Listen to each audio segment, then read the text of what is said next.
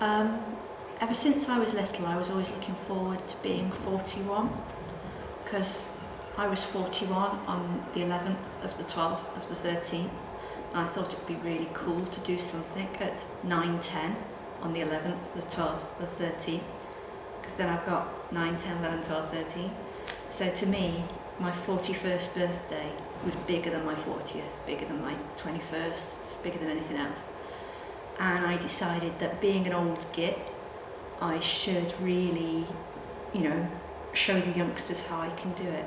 So at the very start of the year, the very start of 2013, I started going to the gym. I started doing the hardest class there was. I started doing mad dumbbells to rub it in the faces of the little people.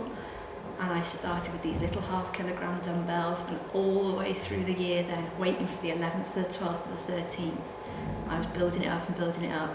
And my plan was that on the 11th, the 12th, and the 13th, I would get up, I would go to the gym, I'd have a t-shirt that says 41, 11, 12, 13, made the t-shirt, got as far as being able to do 3 kilogram dumbbells.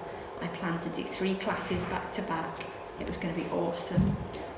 And then I left my house on the 8th of the 12th of the 13th, and I was sober, but it was dark, and I missed my front steps, and I fell, and I broke the cuboid bone on my right foot, and I couldn't walk. I had a root canal filling on the 9th, so I decided not to go to hospital. just put my foot up, lots and lots of ice, rather than sitting in the accident emergency and missing my root canal appointment and possibly not even getting that fixed. And on the morning of the 9th, I hopped off the bendy bus to the dentist, had my root canal filling, hopped on the bendy bus back again, went all the way up to Morriston, got plaster, then thought to myself, well, that's that then, isn't it? So on the morning of my birthday, on the 11th, the 12th, the 13th, at 9:10, I was sat in bed with my foot up. I picked up a cold in accident and emergency, and it was so horrifically bad, that cold, that I just had masses of toilet paper and tissue just all down my front, because there's just no way that I could keep up with the rate that my nose was running.